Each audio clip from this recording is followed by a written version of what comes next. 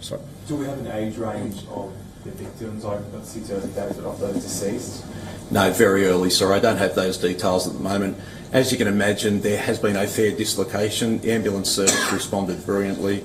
They've had to convey people right around the city to numerous hospitals, so at this stage we don't have those details. Commissioner, there's 12 people... Sorry, can I just ask one at a time? Sorry. Commissioner, do you have any intelligence about the 2 shooters?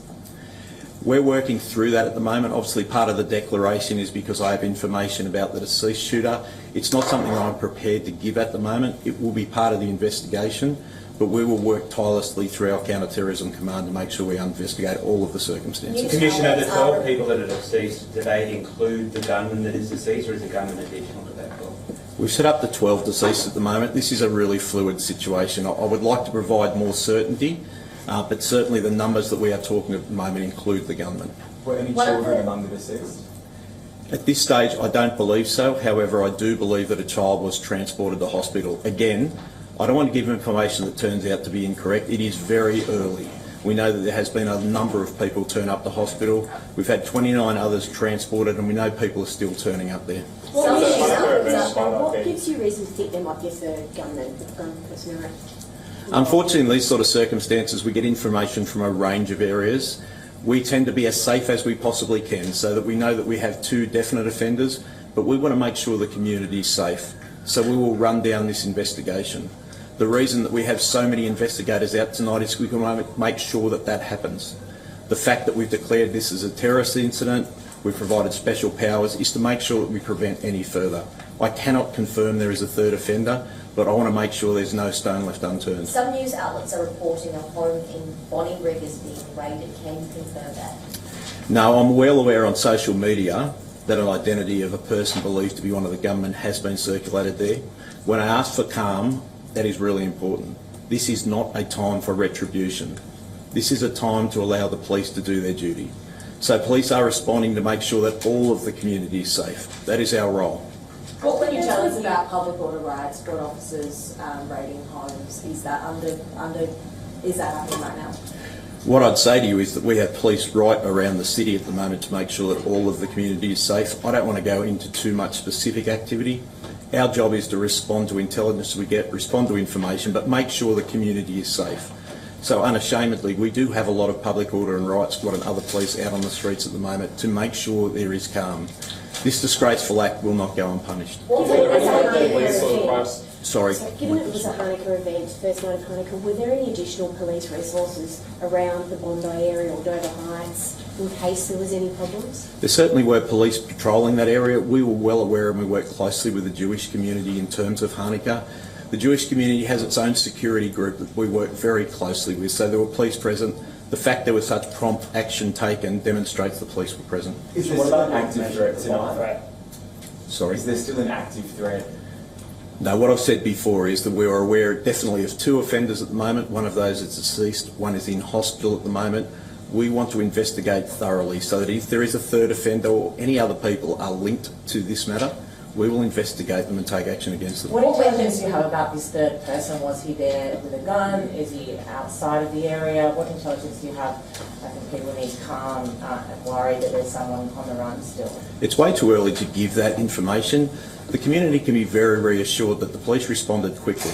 The police have responded in numbers.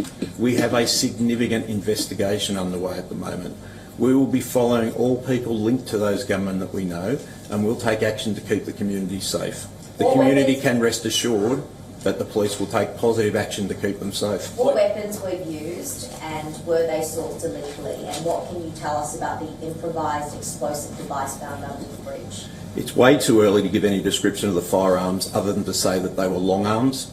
Where they came from, their background, how they came to be in possession of the offenders, it's too early to say.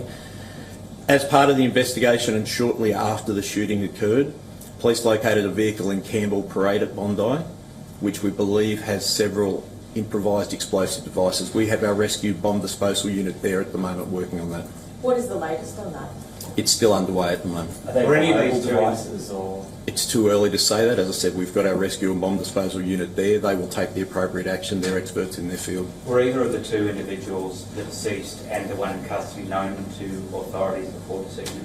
Only little on the offender that's deceased at the moment. I won't go into their background. That's obviously part of the investigation.